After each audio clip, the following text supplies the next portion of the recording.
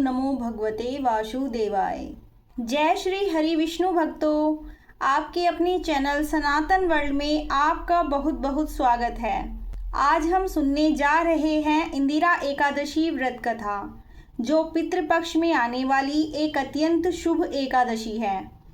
धर्म ग्रंथों में कहा गया है, एकादशी व्रतेन पापानि नश्यन्ति तु न संशय, अर्थात जो भक्त श्रद्धापूर्वक एकादशी का व्रत करते हैं उनके समस्त पाप नष्ट हो जाते हैं।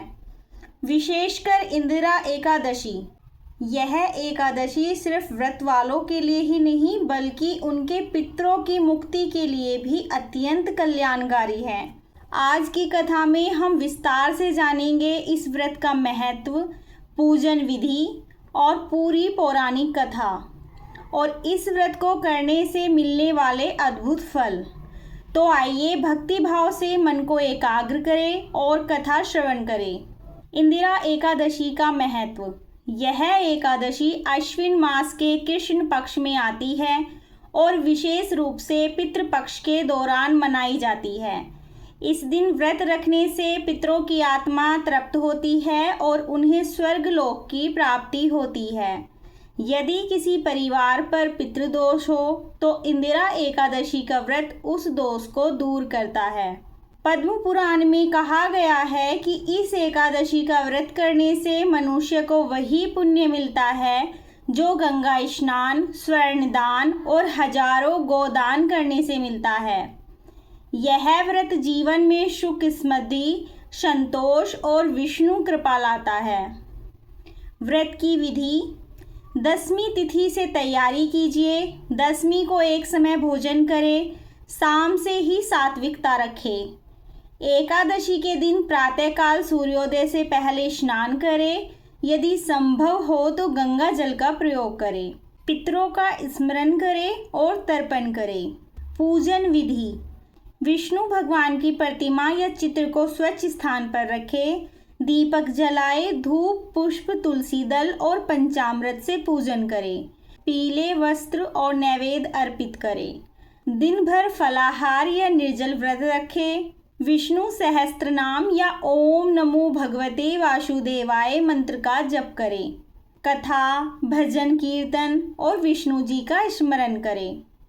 द्वादशी के दिन ब्राह्मणों को भोजन कराए, दान दक्षिणा दे, स्वयं सात्विक भोजन ग्रहण करें।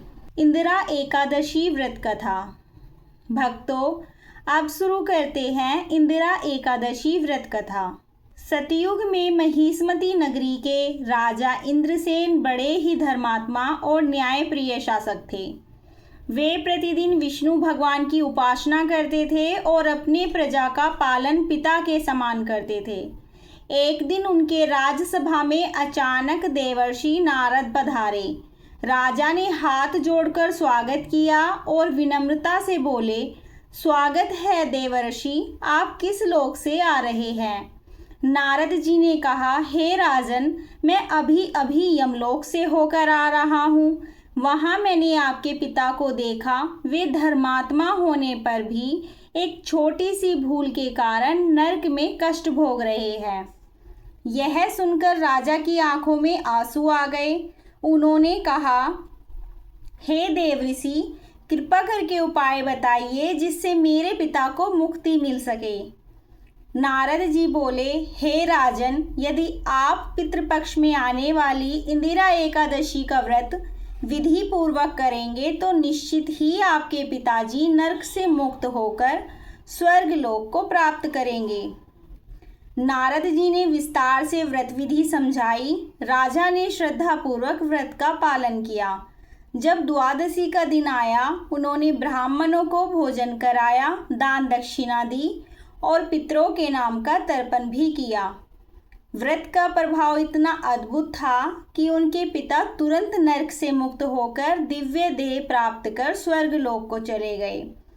स्वर्गलोक पहुंचकर उन्होंने आशीर्वाद दिया, पुत्र, तुमने जो व्रत किया है उसके प्रभाव से मुझे मुक्ति मिली है। सदैव तुम्हारे वंश में सुख समृद्धि बनी रहेगी। तभी से यह व्रत इंदिरा एकादशी कहलाने लगा। इस व्रत को जो कोई भी भक्त करता है, इस व्रत का उसे बहुत अधिक फल मिलता है। उसके पितरों को मोक्ष और आत्मिक शांति प्राप्त होती है। घर परिवार में पितृदोष समाप्त होता है। व्रती के जीवन में सुख, समृद्धि, ऐश्वर्य और शांति आती है। पापों का नाश होता है और विष्णु भगवान की अनंत कृपा प्राप्त होती है।